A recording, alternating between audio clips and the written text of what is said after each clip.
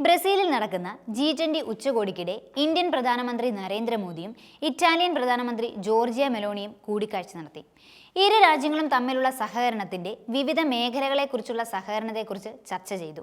Italian പ്രധാനമന്ത്രി Georgia മെലാനി ഇന്ത്യയുടെ വർദ്ധിച്ചുവരുന്ന ആഗോള സ്വാധീനത്തെയും ഇറ്റലിയും ഇന്ത്യയും തമ്മിലുള്ള തന്ത്രപരമായ പങ്കാളിത്തത്തെയും പ്രശംസിച്ചു. പ്രധാനമന്ത്രി നരേന്ദ്രമോദിയെ കാണുന്നത് എപ്പോഴും വലിയ സന്തോഷമാണ് സമ്മാനിക്കുന്നതെന്നും കൂടിക്കാഴ്ചയ്ക്ക് ശേഷം മെലാനി എക്സിൽ കുറിച്ചിരുന്നു. വ്യാപാരം, നിക്ഷേപം, ശാസ്ത്രവും സാങ്കേതിക വിദ്യയും, ബഹിരാകാശ പര്യവേക്ഷണം, പ്രതിരോധം തുടങ്ങിയ പ്രധാന മേഖലകളിലെ പ്രത്യേക സംരംഭങ്ങളിലെ സഹകരണത്തിനുള്ള സാധ്യതകൾ ഇരു നേതാക്കളും ചർച്ച ചെയ്തു. ചർച്ചയിലെ പ്രധാന തീരുമാനം 2025 മുതൽ 2029 വരെയുള്ള ഇന്ത്യ-ഇറ്റലി സംയുക്ത സ്ട്രാറ്റജിക് ആക്ഷൻ പ്ലാനിന്റെ പ്രഖ്യാപനമായിരുന്നു.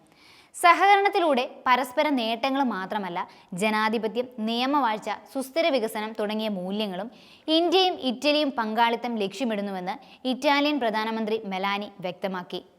പ്രതിരോധം, സുരക്ഷ, വ്യാപാരം, സാങ്കേതികവിദ്യ തുടങ്ങിയ പ്രധാന മേഖലകളിൽ കൈവരിച്ച ഗണ്യമായ പുരോഗതി കണക്കിലെടുക്കുമ്പോൾ ഇന്ത്യയും ഇറ്റലിയും തമ്മിലുള്ള സൗഹൃദം വളരുന്നതിൽ പ്രധാനമന്ത്രി നരേന്ദ്രമോദി വളരെ ഉത്സാഹഭരിതനാണ്. ഇന്ത്യയും ഇറ്റലിയും തമ്മിലുള്ള പരസ്പര സഹകരണം ലോകത്തിന് മികച്ച സംഭാവന നൽകുന്നതാണെന്നും അദ്ദേഹം അഭിപ്രായപ്പെട്ടു.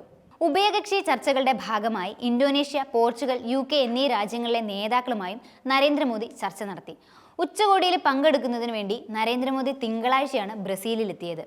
G20 അധ്യക്ഷ സ്ഥാനത്ത് കഴിഞ്ഞ കൊല്ലം ഇന്ത്യയായിരുന്നു. ഇക്കുറി G20യിലെ ട്രോയ്ക്ക ഗ്രൂപ്പ് അംഗമാണ് ഇന്ത്യ. G20യുടെ നടത്തിപ്പ് സുഗമമാക്കുന്നതിന് വേണ്ടിയുള്ള ത്രികക്ഷി സംഘമാണ് ട്രോയ്ക്ക. ഉച്ചകോടിക്ക് നിലവിൽ അധ്യക്ഷത വഹിക്കുന്ന രാജ്യവും തൊട്ടു മുൻപും പിൻപും അധ്യക്ഷത വഹിക്കുന്ന രാജ്യങ്ങളുമാണ് ഇതിലെ അംഗങ്ങൾ. ബ്രസീൽ, ഇന്ത്യ, ദക്ഷിണാഫ്രിക്ക തുടങ്ങിയവയാണ് ട്രോയ്ക്കയിലുള്ളത്. തിങ്കൾ, ചൊവ്വ ദിവസങ്ങളിലായി നടക്കുന്ന ഉച്ചകോടിയിൽ US president Joe Biden, Chinese president Xi Jinping തുടങ്ങിയവരും പങ്കെടുക്കുന്നുണ്ട്. G20ക്ക് ശേഷം ബുധനാഴ്ച മോദി ഗയാനയിലേക്ക് പോകും. 50 വർഷത്തിനു ശേഷം അവിടെ എത്തുന്ന ആദ്യ ഇന്ത്യൻ പ്രധാനമന്ത്രിയാണ് നരേന്ദ്രമോദി.